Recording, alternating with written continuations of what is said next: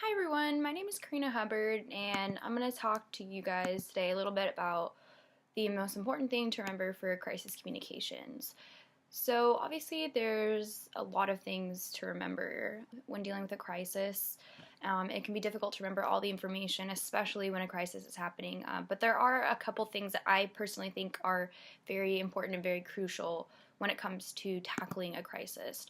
So firstly, I think that the most important thing in general about crisis communication and communicating with the media and your consumers during a time of crisis is that you need to be so open with the public by being available to the news media. And I think this is so important because the news really is a huge influencer of what we're reading, and the news essentially dictates when say a lie and the consumer finds out, that's really going to affect their image. So in Ongoing Crisis Communication by Timothy Combs, which is the textbook, Combs talks about the concept of a crisis management plan, or a CMP, which is very important when dealing with a crisis. So there's many components of this plan, but I'm actually only going to focus on 3 of them that I feel are really important.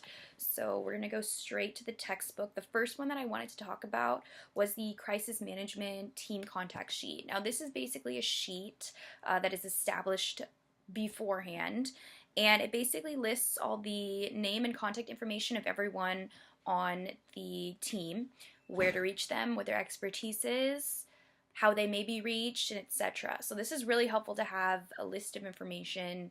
It's always nice to have an accessible form of some sort where you can easily get information from other people, especially when you need to be making those calls to avert the crisis as quickly as possible. So having a contact sheet is so easy to do, and it can really help a business in the long run. Next, I want to talk about the business continuity plan, or the BC.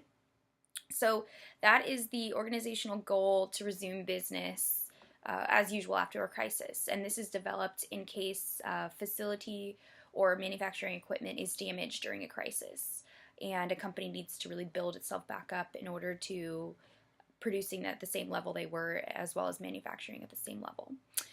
And the final one I wanted to talk about was the post-crisis evaluation forms. Post-crisis evaluation forms are so important. It's really easy to forget to do this step because dealing with the crisis can be so hectic, and a lot of times people aren't focusing on the aftermath or the after results of the crisis, but being able to really evaluate yourself after a crisis and make a note on a form of your weaknesses or things that maybe you didn't handle so well, which is very important when dealing with a crisis. So there's many components of this plan, but I'm actually only going to focus on 3 of them that I feel are really important. So we're going to go straight to the textbook. The first one that I wanted to talk about was the crisis management team contact sheet. Now this is basically a sheet that is established beforehand, and it basically lists all the name and contact information of everyone on the team, where to reach them, what their expertise is, how they may be reached, and etc. So this is really helpful to have a list of information.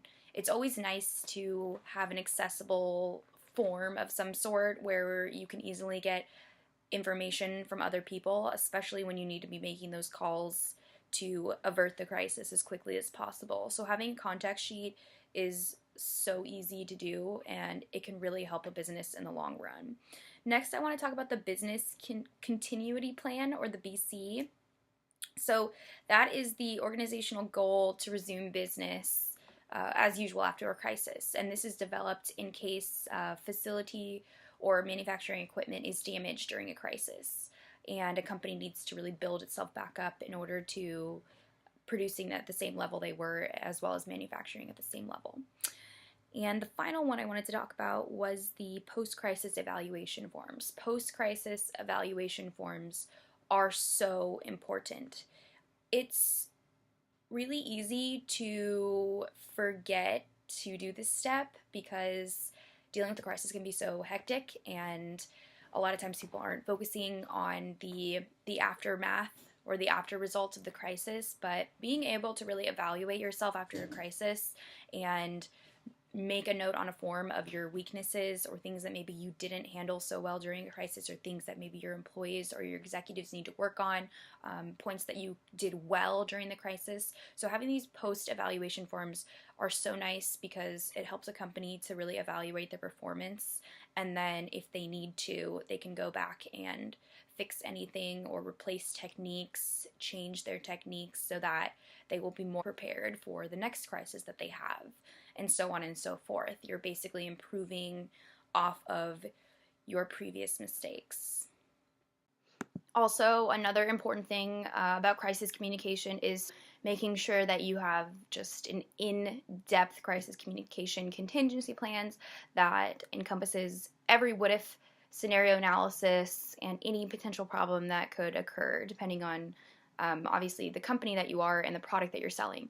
So that's so important. It's so helpful to be able to tackle a crisis before it spirals out of control. An established contingency plan or a plan of action for any potential threats, whether they're internal or external, that's going to help them out a lot. Another thing is having a credible representative during times of crisis to be reporting to the media, because you really want someone with that good image and that looks good for all the consumers so that they're really taking in your side and they're listening to what you have to say. So it's all about image when it comes to a crisis, and assigning a particular person to be a spokesperson is a great idea because there's just one person who's answering the information. I think it makes the organization look a lot more like they care as well. I think that companies that demonstrate that they have, a plan beforehand and they're really showing their consumers that they're making sure that they're prepared for anything that may happen, I think that really makes a company look better, and people want to do business with companies who care about their consumers. Having that crisis plan and really tackling the crisis really head on and not waiting for it to break or hiding out, trying not to take responsibility. The company really needs to show that they're taking care of the crisis and that they're answering all the media's questions and that they're responding as quickly as possible in a very timely manner, because that can really make or break a company during the time of crisis. And lying is another huge thing. It's so important for the company, as I was saying earlier, to tell the truth, because it's really a damaging thing if a company's credibility is gone, because a consumer isn't going to want to be loyal to a company who isn't loyal to their own customer. Contingency plans are so important. Even just through my work experience, a variety of areas, I've dealt with crises, I've gone through them, I've had to handle them, and I can just say from my own personal experience, it's so helpful to really establish sort of a beforehand plan and to really be honest. Mistakes happen, and people understand that. Sometimes crises occur that are the company's fault, and other times it's completely random and it's not their fault at all, and there's nothing they could have done to prevent it. So I think that really just kind of honing in on that honesty and just being open with your consumers and the media and everyone else is so important to do, because they know you're telling the truth, and people generally seem more inclined to forgive others if they are telling the truth and not lying. I read an interesting statistic by the Crisis Management Organization, and it said that 65% of the public takes no comment as an admission of guilt. So this is something that's really important to remember during interviews. People want to know the truth, and if you can't even disclose to your own customers what's happening, it makes you look guilty, and that obviously doesn't put companies in the best light. And I think that's something that a lot of companies forget, because it's really hard for someone to say it's our fault, whether it is or isn't. No company wants to admit they're in the wrong, but in the end, it's just so important for them to do that. And I have seen companies that have fallen because of this disregard for honesty and just being credible to their people. And I think that definitely helps in the end to their downfall, because not only is it unethical, but if you, in a crisis, something happened, whether it was your control or not, and you can't even answer the questions that the media is asking you, you can't even clarify the crisis, it either A, makes you look stupid because you don't know what's going on in your company, or B, it makes you look like a liar. So that's just so important to remember.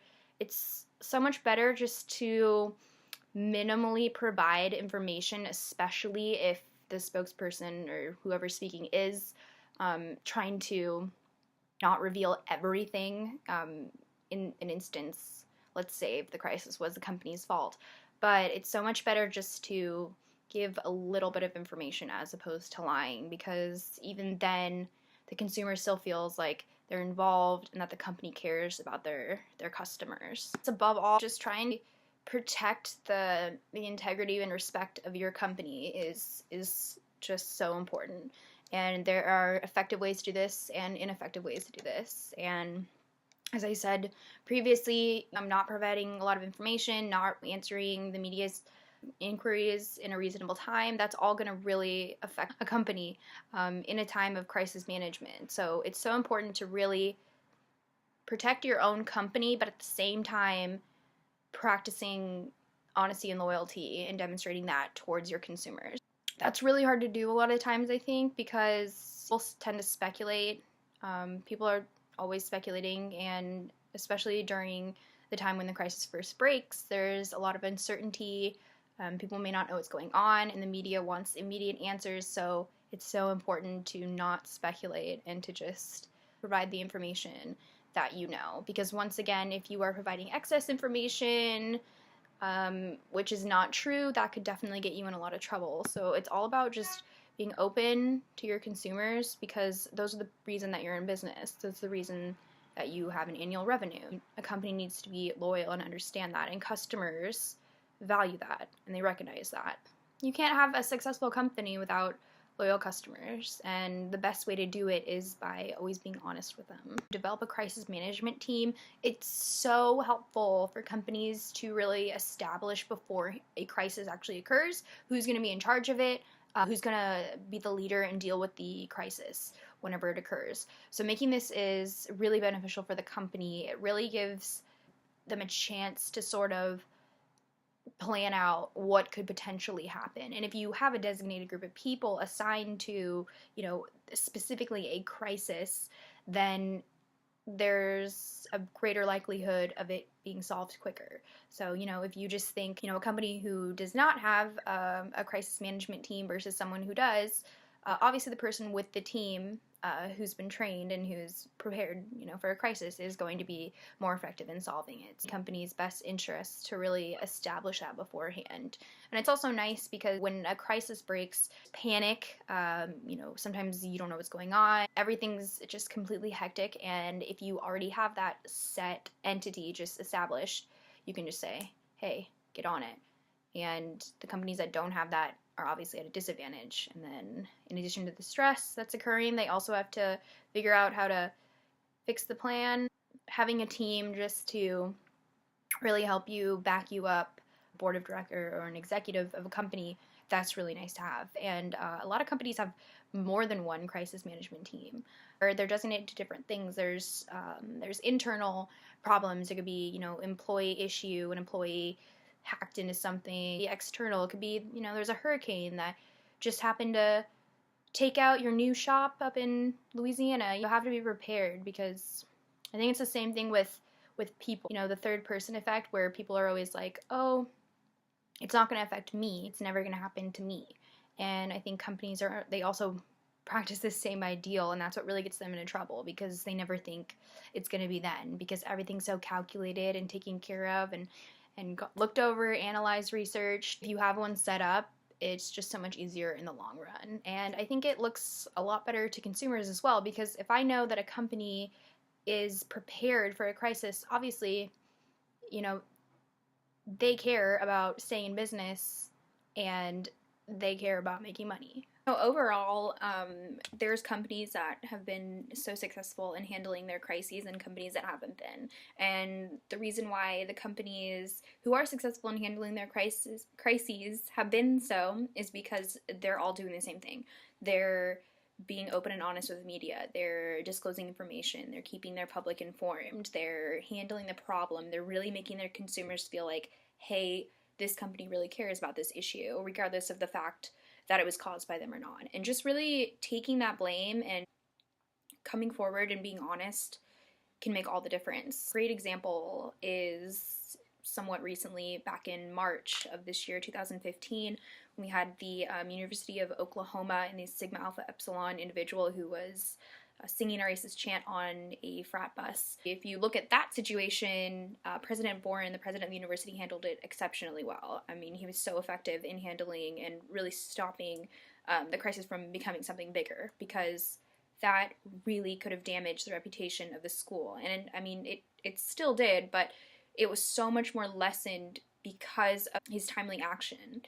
He was quick in addressing the media. As soon as the story went down, as soon as the news found out about it, he appeared before the press. He held a press conference. He answered questions. He told the public everything that he knew about. And then he continued to give follow-ups when more information was found out, which was really awesome. So to really see him take responsibility of that and keep updating everyone throughout the length of the crisis, it really made me personally feel like that was something he cared about. So he really did such an incredible job. And when you look at the people who can successfully handle the crises that occur in their company versus companies who can't, you see the things that they are lacking.